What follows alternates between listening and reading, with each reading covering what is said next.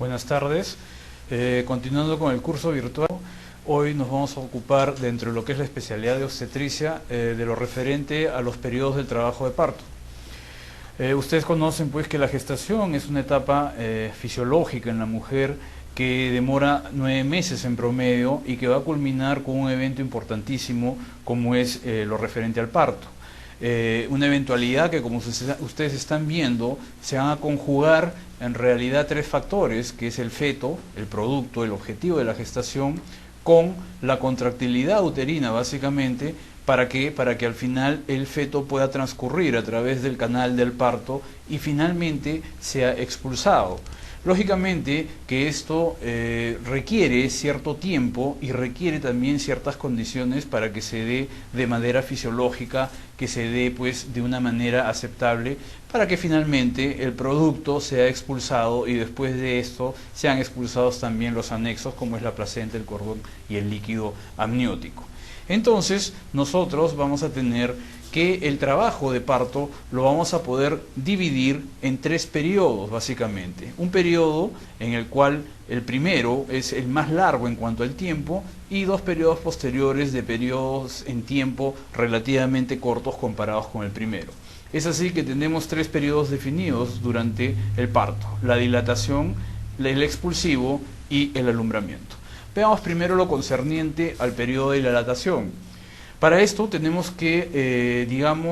retroceder en el tiempo hacia los trabajos que Friedman realizó allá por mediados del siglo pasado, es decir, en la década del 50, en la cual él realizó un trabajo en la cual se comenzó a ver la progresión del trabajo de parto en un grupo de estudio de cerca de 500 mujeres, describiendo Friedman la utilidad que tiene la progresión del trabajo de parto, sobre todo cuando lo comparaba en función del tiempo. Friedman manifestó y construyó realmente una curva que describía una forma sismoidea de la progresión del trabajo de parto. Y es así que esta curva normal se conoce hasta hoy día como la curva de Friedman, y que vendría a representar la curva ideal para un trabajo de parto, que viene a constituir esta de acá, en la cual nosotros vemos esta imagen sismoidea o esta forma sismoidea, es decir, no es una curva, continua y pareja, y Friedman la catalogó usando 2 variables: la dilatación cervical, como ustedes ven en este eje, y el tiempo expresado en horas. Además podemos ver esta pequeña o esta línea más tenue, punteada, que forma una hipérbola y que representa pues la, curva en cuanto al descenso de la presentación fetal. También podemos ver que ya Friedman establecía que este primer periodo tenía 2 fases. Una primera fase más duradera en cuanto al tiempo, a la cual la catalogó como fase latente, y una fase posterior, en menor tiempo y en las cuales las velocidades de la dilatación progresaban rápidamente y a las cuales él manifestó a esta como una fase activa. La fase latente es definida como aquella fracción de tiempo que va desde que se inicia el trabajo de parto, es decir, cuando comienza la dilatación, hasta que ésta alcanza los 4 centímetros, para posteriormente, entre los 4 y los 10 centímetros de la dilatación, esta fase se conoce como la fase activa, la cual realmente tiene 3 subfases de acuerdo, a la fisonomía que adopta la curva de Friedman.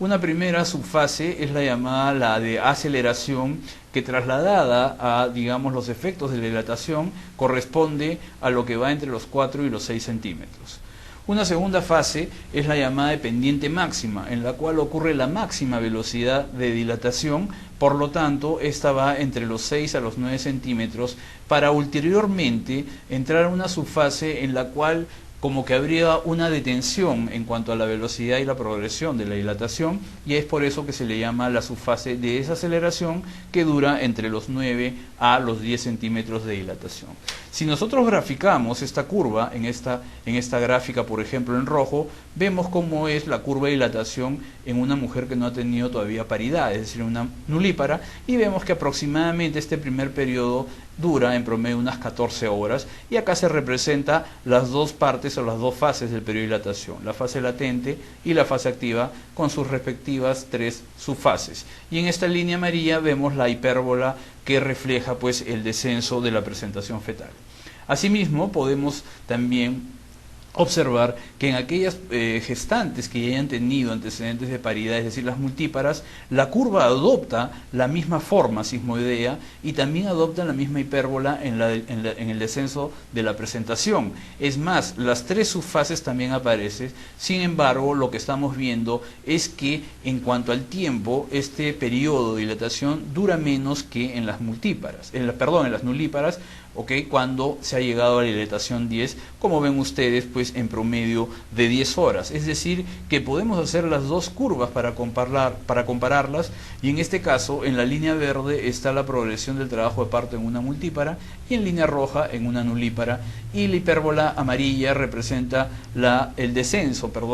de la presentación en las nulíparas, y la línea celeste o la hipérbola celeste, el descenso en las multíparas. Para esto es importante que nosotros conozcamos algunas velocidades mínimas y algunos tiempos máximos, y acá sí deberíamos de diferenciar sobre todo la paridad, porque van a haber diferencias como ustedes ven, es decir, van a haber diferencias entre lo que es una nulípara y lo que es una multípara. Por ejemplo, la fase latente en aquellas gestantes nulíparas debe durar como máximo 20 horas en comparación con las multíparas, que esta se acepta como máximo las 14 horas. La velocidad de dilatación, que está indicada sobre todo para la fase activa del trabajo de parto, en las nulíparas debe ser como mínimo de 1,2 centímetros en una hora, mientras que las multíparas, como ustedes ya han visto en las gráficas anteriores, dilatan más rápido, por lo tanto la velocidad mínima aceptada es de 1,5 centímetros a la hora. En cuanto a la subfase de desaceleración, el tiempo máximo permitido en una nulípara es de 3 horas y el tiempo máximo para una multípara es de 1 hora. Y si vemos lo que se refiere al descenso, la velocidad del descenso en la nulípara debe ser como mínimo de 1 centímetro por hora, y en la multípara, lógicamente, como va más rápido, debe ser como mínimo de 2 centímetros la hora. Ahora, como habíamos explicado, Friedman estableció dos variables básicas, que son la dilatación y que es el tiempo. El tiempo es fácil de medirlo simplemente pues teniendo un equipo adecuado, un reloj adecuado. Sin embargo, la dilatación puede traer como consecuencia, de acuerdo al examinador, algunas, digamos, divergencias. Es para eso que nosotros necesitamos conocer cómo van los cambios cervicales durante el trabajo de parto. Recordando pues que en aquella mujer que no está gestando, la anatomía está constituida básicamente, según este gráfico, con un cérvix fibromuscular y un útero pequeño entre 7 a 8 centímetros. Cuando la mujer queda gestando y alberga dentro del útero el producto de la gestación y sus anexos, vemos pues que el cérvix va a tener algunos cambios fisiológicos y anatómicos. Es digamos, un órgano que tiende a una hipervascularidad, a un reblandecimiento, y el canal endocervical va a estar obliterado durante toda la gestación por un tapón mucoso que hace impermeable el ambiente vaginal con el ambiente intraamniótico. Durante el trabajo de parto, este cuello debe de desaparecer a lo que nosotros llamamos el borramiento o la incorporación, y debe abrirse a lo que se conoce como la dilatación para que finalmente pueda salir a través de él, el producto, sobre todo cuando es cefálico, una cabeza que en promedio tiene un diámetro de 9,5 centímetros. Es así que vemos que el cérvix, pues, de lo que ha permanecido durante todo el embarazo, con el tapón que hemos mencionado y con los cambios que hemos mencionado, una vez iniciado el trabajo de parto, este cérvix debe desaparecer o incorporarse para después comenzar a abrirse, o lo que estamos mencionando que llamamos nosotros dilatación. Acá también hay ciertas diferencias entre nulíparas y multíparas, y como ustedes pueden ver acá, en las primigrávidas, lo lógico, o mejor dicho, lo frecuente, es que el cérvix primero desaparezca, es decir, se borra al 100% y posteriormente a ese comienza a dilatarse. A diferencia, las multíparas hacen tanto la incorporación como la dilatación de manera simultánea. La única valoración o la única manera que nosotros tenemos de valorar esto es clínicamente mediante el tacto vaginal, y como ustedes ven, de acuerdo a las medidas de los dedos del examinador, uno debe de ir pues explorando para ver en cuántos centímetros está dilatado el cérvix hasta llegar a una dilatación completa, que es cuando se llega a los 10 centímetros para poder permitir la expulsión primero de la cabeza fetal. lógicamente que existe alguna tecnología que nos ayuda a primero pues entrenarnos, como es este dilatómetro del Centro Latinoamericano de Perinatología, en el cual pues uno puede ir entrenando para de esta forma tener una certeza cuando se haga el tacto vaginal y ya cuando se hace el examen en la gestante. El segundo periodo del trabajo de parto es aquel que nosotros llamamos el periodo del expulsivo, quizás el periodo pues más importante, porque acá realmente ya vamos a poder tener en la vida extrauterino a lo que hemos considerado pues el objeto de la gestación, es decir, a el feto. Este periodo se va a iniciar cuando culmina el precedente, el que hemos mencionado de la dilatación, es decir, cuando se alcanza la dilatación de 10 centímetros, no interesando en este caso que sea nulípara o multípara. Y el tiempo máximo para una vez culminado el primer periodo y que culmine, valga la redundancia, el segundo periodo, es decir, el expulsivo, acá sí hay diferencias, ya que está establecido que en las nulíparas como máximo deberíamos de esperar 2 horas y en las multíparas como máximo 1 hora. Este periodo va a corresponder sobre todo a la parte final en la cual el feto va a transcurrir a través del canal, ayudado lógicamente por las fuerzas contráctiles, sobre todo del útero y también de la prensa abdominal. Es en esta etapa, como ustedes están viendo, que el feto va a comenzar a descender y a transcurrir a través del canal óseo, sobre todo de la pelvis, para que finalmente sea expulsado, y como ustedes están viendo, comienza a adoptar ciertos movimientos que uno podría decir que son como movimientos medios caprichosos, pero en realidad estos son los llamados mecanismos del trabajo de parto, o también conocidos como los movimientos cardinales. Es decir, que el feto va a comenzar a ofrecer frente a los diámetros menores, también sus diámetros menores para poder sortearlos y así pues llegar hasta la parte final del canal del parto y finalmente pueda ser pues expulsado sin ninguna dificultad. Lógicamente que cuando haya alguna alteración en estos movimientos, y no le permitan progresar, el trabajo de parto quizás no avanzará adecuadamente y quizás estemos ante un trabajo de parto disfuncional en el cual tengamos que valorar nuevamente pues el caso de esta gestante y decidir si es tributaria o no para culminar la gestación con una expulsión por vía vaginal, o tengamos que cambiar pues la actitud y quizás sea pues mejor, o sea ideal, entablando riesgos versus beneficios para la expulsión por vía abdominal. Entonces, como ustedes están viendo, constan de 7 movimientos cardinales llamados encajamiento, descenso, la flexión, la rotación interna, la extensión, la rotación externa y la expulsión. Es preciso también acá indicar que existe un punto de referencia para un concepto que tenemos, el llamado sinclitismo. Esto se refiere a que cuando la presentación es cefálica, la sutura sagital, que es aquella que limita los dos parietales, debe en el descenso fetal estar equidistante entre el promontorio y el pubis, ya que cuando esta simetría se pierde y, por ejemplo, la sutura se acerca al promontorio y a la palpación vaginal o al tacto vaginal lo que se toca es el parietal anterior, estamos diciendo que hay un asinclitismo anterior. Y viceversa, cuando la sutura sagital se acerca hacia el pubis y lo que se palpa primero es el parietal posterior, estamos ante un asinclitismo posterior. Estos asinclitismos pueden en alguna forma, digamos, disminuir o entorpecer ese descenso que hemos mencionado, e incluso nos puede dar algún tipo de trabajo de parto disfuncional. El descenso se va a producir pues en todos los pasos que se sigue, lógicamente, porque lo que se pretende es expulsar del útero el producto, es decir, el feto. Se inicia generalmente en la última etapa de la dilatación activa, generalmente entre los 7 a los 8 centímetros en las nulíparas, y se hace más rápida después de los 8 centímetros. Generalmente en la nulípara sucede primero el encajamiento y luego el descenso, a diferencia de las multíparas en las cuales ambos mecanismos suceden conjuntamente. Posteriormente viene la flexión. Esto se produce pues ya que durante el descenso el feto va a comenzar, o la cabeza fetal mejor dicho, va a comenzar a establecerse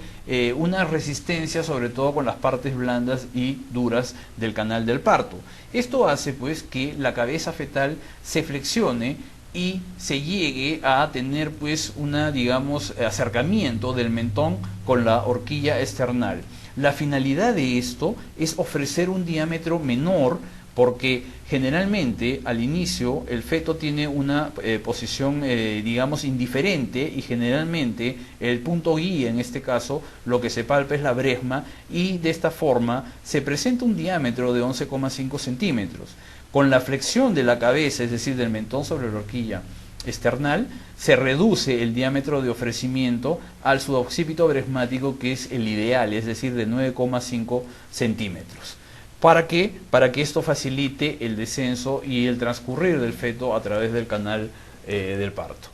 Luego de eso viene la rotación interna. La rotación interna ocurre generalmente cuando la cabeza fetal encaja o llega a el estrecho medio, es decir, en una altura de presentación de cero, si es que hablamos en la terminología de Delis, o cuando estamos ya en el tercer plano de Hodge, que se habla en números romanos. ¿Okay? Y esto lógicamente porque los diámetros en el estrecho medio, a diferencia del estrecho superior, cambian en aquellos pues que son los menores o los que tienen menos distancia. Es decir, si en el estrecho superior los diámetros menores eran el anteroposterior, acá este cambia a ser los transversos. Es por esa razón que la cabeza fetal tiene que rotar para ofrecer un menor diámetro hacia este estrecho. Esto va a ser de forma progresiva hasta que la cabeza desciende, y de acá en este momento la cabeza se pone en una posición occipito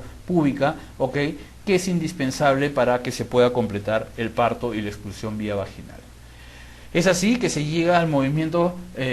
cardinal de la extensión, y esto va a estar supeditado a dos fuerzas: la misma contracción uterina que empuja al feto hacia abajo y hacia afuera, y también durante las contracciones, ayudado por la prensa abdominal y sobre todo por la musculatura del piso pélvico, este empuja hacia arriba y hacia afuera, y con esto pues se logra que el feto finalmente sea expulsado primero por la cabeza. Posteriormente, cuando la cabeza ya está en el exterior, debe ocurrir la rotación externa, es decir, que la cabecita fetal va a adoptar la misma posición con la cual ingresó al estrecho medio, con la finalidad de restituir la posición de, digamos, la segunda estación o dificultad que va a presentar el feto, ¿okay? Dentro de lo que es su composición. En este caso vendría a ser el diámetro briacromal, es decir, que el diámetro de los hombros se coloca de una manera anteroposterior para que finalmente, luego de haber sido expulsada la cabeza, estas también puedan ser expulsadas. Y por último está la expulsión, en lo cual lo primero que ha ocurrido es la expulsión de la cabeza. Posteriormente se expulsa primero el hombro anterior, parte del diámetro biacromial, para después el hombro posterior, y finalmente se expulsa la tercera, digamos, el tercer diámetro, que podría traer como consecuencia dificultades en el pasaje por el canal del parto, que vendría a ser el diámetro vitrocanterio o el diámetro de las caderas, para finalmente pues ser expulsado totalmente el cuerpo fetal. Existen algunas terminologías que es bueno conocerlas, como es el del moldeamiento de la cabeza fetal. Esta es el cambio de la forma que va a ocurrir, ya que los huesos planos que constituyen la calota en el cráneo fetal no están totalmente solidificados. Y justamente cuando se llega al estrecho inferior, aquel estrecho que queda a nivel de las tuberosidades biisquiáticas, la potencia ósea y muscular que ocurre acá hace pues que el diámetro pueda reducirse incluso hasta 8 centímetros. ¿Por qué? Porque los huesos planos de la cabecita fetal pueden, digamos, imbrincarse, es decir, como que hay un cabalgamiento de hueso sobre hueso. Y una vez que se expulsa la cabeza fetal, por la misma presión hidrostática en el sistema nervioso central, vuelven nuevamente a colocarse, digamos, en su sitio.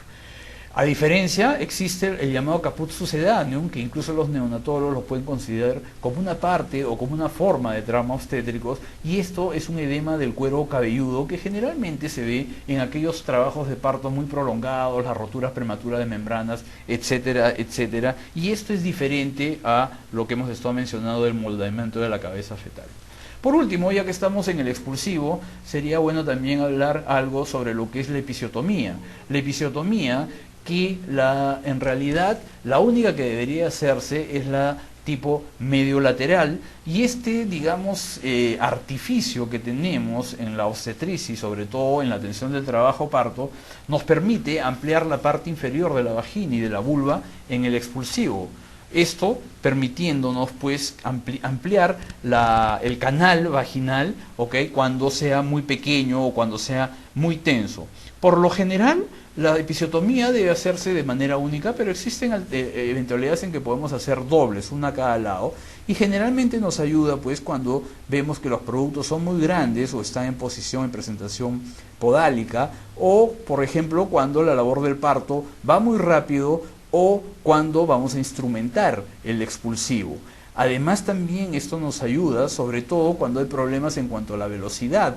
de la progresión del trabajo de parto, por ejemplo en labores muy lentas o cuando las madres o la gestante está agotada. Este procedimiento se hace con anestesia local a nivel de la piel y la musculatura del periné, ¿okay? Y existen tres episiotomías que se mencionan. La mediana, que va de la comisura posterior dirigida hacia el ano; la medio lateral, que en realidad no es esta que se está mencionando, se está viendo en la animación y justamente por eso la traemos para demostrar que esa no es, sino la medio lateral es la que va de la comisura en ángulo o en un ángulo de más o menos 45 grados y no como se está viendo acá en la animación, que en realidad esta es la lateral, que tampoco se debe hacer porque acá podemos lesionar el conducto de las glándulas de Bartolino o la misma glándula.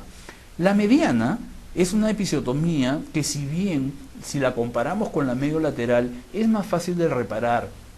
trae menos complicaciones, ¿okay?, sangra menos. El problema es que cuando uno no tiene experiencia en una protección adecuada del periné, esta se puede correr incluso llegando a lesionar el esfínter anal y hasta la mucosa rectal. El tercer periodo y el último es el periodo de alumbramiento, que lógicamente se inicia cuando ha culminado la expulsión fetal y va a terminar cuando se separa finalmente la placenta y los anexos, es decir, el cordón umbilical, las membranas tanto amniótica como la corial, y son expulsadas. Para que ocurra esto deben haber ciertos mecanismos que nos permitan culminar esto, como son el desprendimiento placentario, la separación de las membranas ovulares, la hemostasia del lecho placentario y finalmente la expulsión del órgano. Una vez que ha ocurrido la expulsión fetal, va a haber una disminución, lógicamente, del volumen uterino. ¿Por qué? Porque se reanudan o persisten la contractibilidad del músculo liso uterino. Esto trae como consecuencia que haya un acortamiento de las fibras musculares, pero sin embargo la placenta mantiene su volumen y mantiene sus dimensiones, es decir, no se acorta. Esto tiene la finalidad de persistir estas contracciones para que comiencen a producirse primero unas fisuras del lecho placentario y comienza a haber una extravasación de sangre. Es decir, se va a comenzar a formar un hematoma retroplacentario que finalmente va a traer como consecuencia el desprendimiento y la expulsión de este órgano tan importante durante la gestación.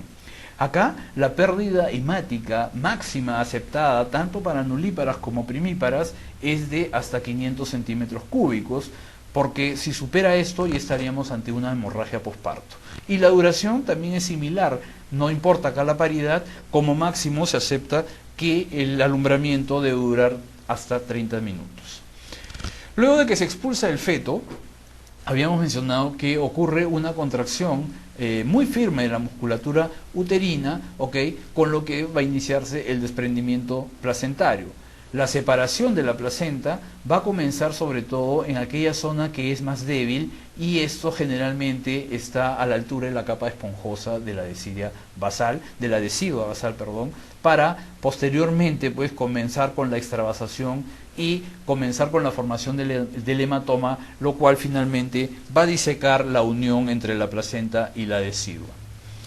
Posteriormente va a ocurrir pues la separación del corios y el amnios, que están adosados, en este caso sobre todo el corion, a la pared uterina. Y esto va a ocurrir básicamente por tres efectos: la misma contracción miometrial, es decir, de la musculatura lisa, la atracción que va a ejercer la placenta en su descenso por el canal sobre las membranas mencionadas, y también se mencionan algunos procesos, sobre todo bioquímicos, comandados por prostaglandinas y citoquinas.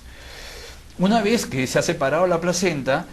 como hemos estado mencionando que hay una extravasación de sangre, debe haber un mecanismo hemostásico regulador para que este sangrado no se perpetúe. Y acá básicamente está en primer lugar la fase del miotaponamiento, es decir, las mismas contracciones uterinas, ¿okay?, que tienen una arquitectura o una disposición que a través de sus fibras van a pasar los vasos espiralados. Cuando haya la contracción, estos van a quedar estrangulados, y ese es uno de los mecanismos más importantes, ¿okay?, de hemostasia en el alumbramiento. A esto es lo que se conoce como las ligaduras vivientes de Pinar.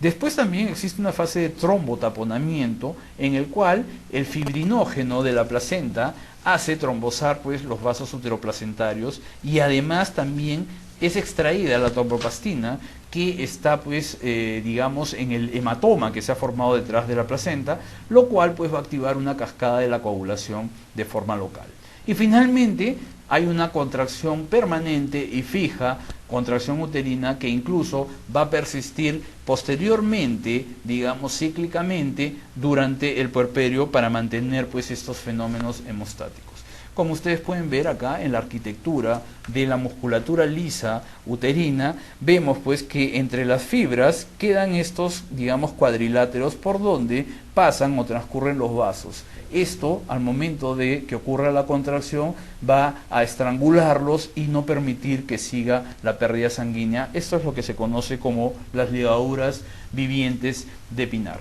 Finalmente, va a haber la expulsión del órgano, es decir, de la placenta, el cual pues ha transcurrido o ha caído al segmento inferior, y posteriormente va a transcurrir a través del cervix, la vagina, y es expulsado al exterior.